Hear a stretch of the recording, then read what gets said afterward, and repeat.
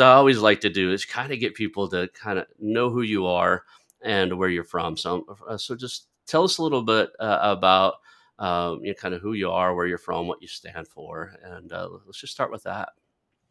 Sure, that was a, a small question. Well, I'm 42. I live in Sweden. I have a beautiful family of a husband and two crazy energetic boys that are 8 and 5. So they take up a lot of my time and energy right now. I started my first company. Well, actually, the first company I started was when I was 19, actually, because we had to take a class in school that basically taught you how to start and run a business. And what we did was that we decided to go to Paris, to an area outside Paris called Les Sentiers, where you could buy clothes really cheaply. So we went there, we partied, we had tons of fun, we bought clothes, and then we came back to Sweden and we sold them for like twice the price. And we were like, wow, this is fun. So we did it again a few times, and we had like a huge fashion show and business. And that was my first encounter with being an entrepreneur. And it was also probably the most fun class I had in school. So I think from there on, I decided that I'm going to be an entrepreneur because this is just way too much fun. And then I actually lived in the States for 5 years. I did my whole university degree in Santa Barbara and San Francisco. Studied international business, and then I worked 1 year in San Diego. And that was a huge experience because I think what you Americans are very good at is to push people forward that wants to go places and give a lot of positive enforcement. And I started reading all these books like, Rich Dad, Poor Dad, and yeah, tons of books of people just making it and being entrepreneurs and being, yeah. Why don't you share a little bit about the entrepreneur journey and kind of what led you up into buying and building as opposed to just building from scratch? Yeah, so I started my first company when I was 27, and at first I thought I needed to go into tech like everybody else in Sweden.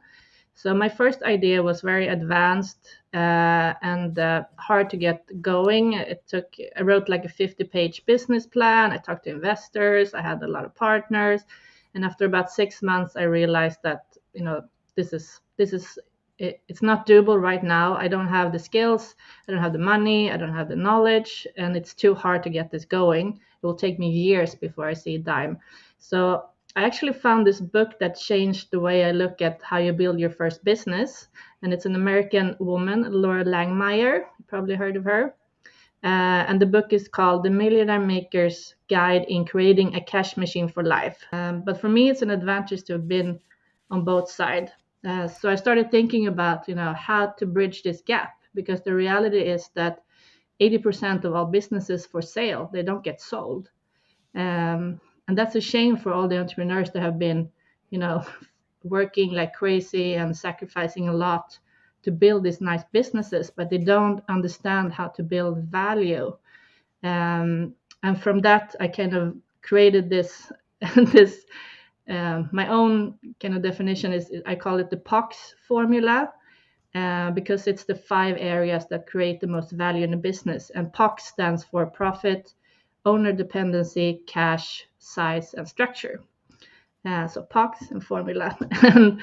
And I've started to write and think more and more about this. And I think if people understood this, that it could bridge the gap, you could sell the business, but you could also get more value from the business. I think it's a huge advantage for a couple reasons. That gap is there between like what the PE firms and the institutional buyers are doing, but they're also ignoring a lot of businesses, the small to medium businesses that would be Yeah. very valuable to something you and I would build and stuff. So that 1 million to US dollar 1 million revenue, you guys call it turnover, or at least they call it turnover in Europe. So 1 million turnover to $10 million turnover doesn't even open up P&E firms or an investment institutional investors' eyes, but it can Yeah. make a significant difference to, your HVAC company or one of my companies to bolt on or merge with or buy one of those things. So it's a huge opportunity that the small to medium business owners out there, need to be aware of. And the second side of that is, at least here in the United States, we have a an aging business owner population. There's a Yeah. huge amount of baby boomers who are in their 70s now, still sitting at the seat as CEO of their business. And they don't have a succession plan. They don't know what they're going to do.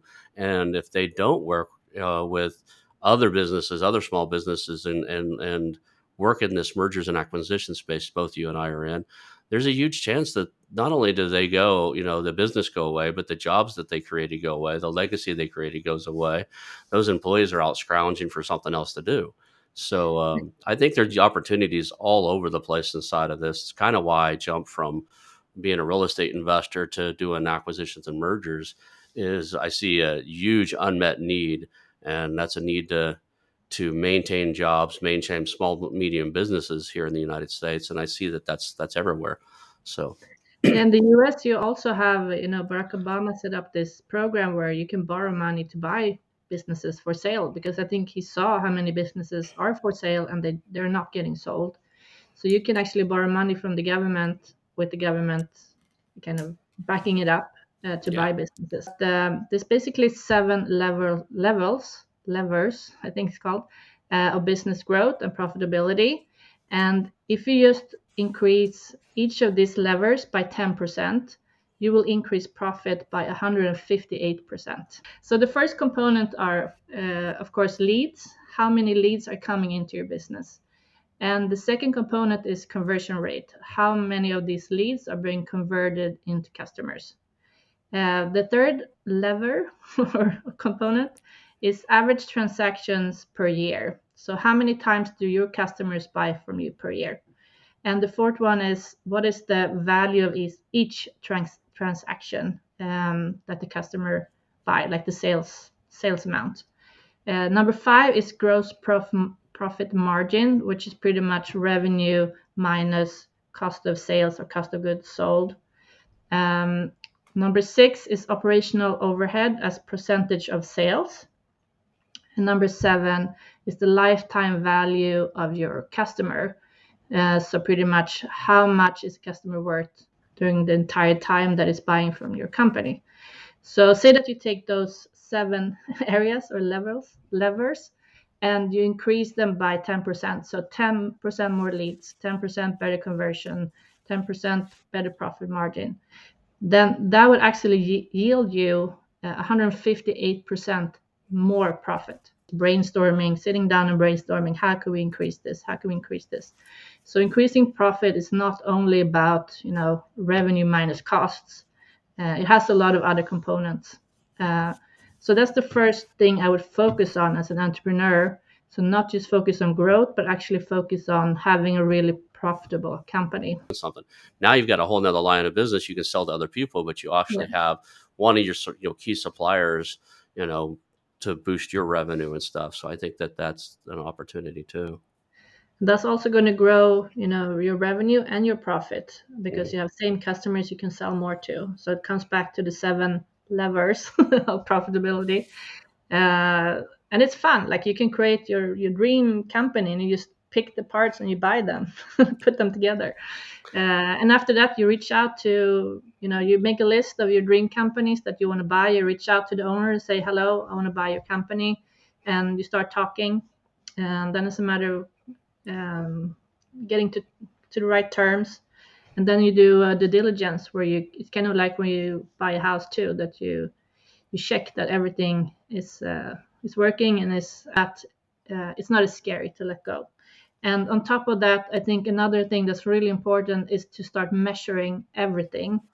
So you pretty much you're measuring your processes, you're measuring the flow of the business, and you're not just looking at the balance sheet and the income statement, because then it's pretty much too late. Like we were measuring, how many people visit our website, how many people called us, how many people booked an appointment, how many of the appointments became actual, babysitting and customers starting, what's the average invoice and all that kind of stuff. So we could pretty much in the end see that if 100 people came into our website, that meant this much money in the end.